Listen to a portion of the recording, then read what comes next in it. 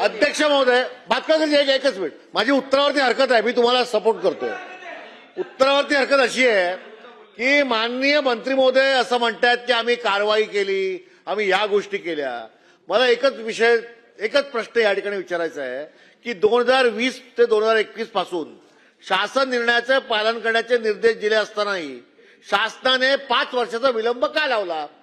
आणि जर ज्या ज्या शाळांवर तुम्ही कारवाई केली त्या शाळांची नावं काय आहेत आणि 1 लाखाचा दंड करून या शाळेवर कुठची सक्तीची कारवाई होणार नाही. मराठी भाषा ही सक्तीची करायची असेल तर कडक निर्बंध करायला पाहिजे. आणि जसं भातकाळकर म्हणाले की 9वी पर्यंत नाही तर 10वी पर्यंत शिक्षण सक्तीचं करा आणि परीक्षा कंपल्सरी करायला पाहिजे, अशी आमची मागणी आहे. 10 लाखाचा करा दंड. मंत्री महोदय, अध्यक्ष एक महोदय, मिनिट. मराठी भाषा बंधनकारक हा निर्णय जेव्हा 2020 मध्ये आपण केला, त्या शासन 1 जून 2020, तर त्या शासन निर्णयामध्येच इयत्ता 1ली ते 5वी आणि इयत्ता 6वी ते 10वी हे कोणत्या वर्षाला त्या ठिकाणी बंधनकारक शैक्षणिक वर्षामध्ये त्या शासन निर्णयामध्येच ते आहे. आणि म्हणून आता 2024-25 पर्यंत त्याची मर्यादा होती. आणि म्हणून आता अरे ते 2020चा विषय ना, आता ते 2020चा विषय आहे. आणि म्हणून नाही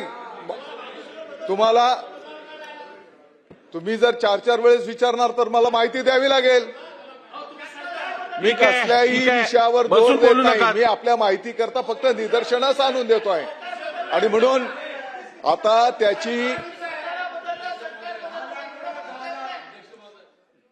अध्यक्ष महोदय, आपलं सर्वांचं माझी या निमित्ताने भास्करराव सभागृहाला विनंती आहे, हा आपल्या सर्वांच्या अस्मितेचा विषय आहे. आणि म्हणून नुसतं माझ्या भाषणबाजी पुरता हा विषय नाही, तर माझी सर्वांना कळकळीची विनंती, आव्हान आहे, आपल्या आपल्या कार्यक्षेत्रातल्या ज्या काही शाळा असतील त्या शाळेमध्ये आपण भेटी द्या. त्या प्रत्येक शाळेमध्ये कोणत्याही माध्यमाची शाळा असू देत, त्या शाळेमध्ये मराठी भाषा शिकवणं बंधनकारक हा कायदा त्या ठिकाणी करण्यात आलेला आहे. त्याची अंमलबजावणी होते ना होते. एक मिनिट.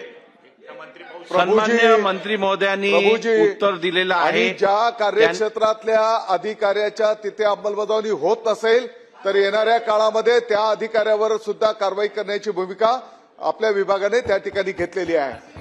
चला, शेवटचा प्रश्न नितीन राऊत साहेब बोला. मराठी भाषा शिकवणं बंधनकारक, याच्या सोबतच राष्ट्रगीताच्या नंतर गरजा महाराष्ट्र माझा हे राज्यगीत गाणं हे सुद्धा त्याचं बंधनकारक करण्यात आलेलं आहे आणि त्याची सुद्धा प्रभावी अंमलबजावणी झाली पाहिजे.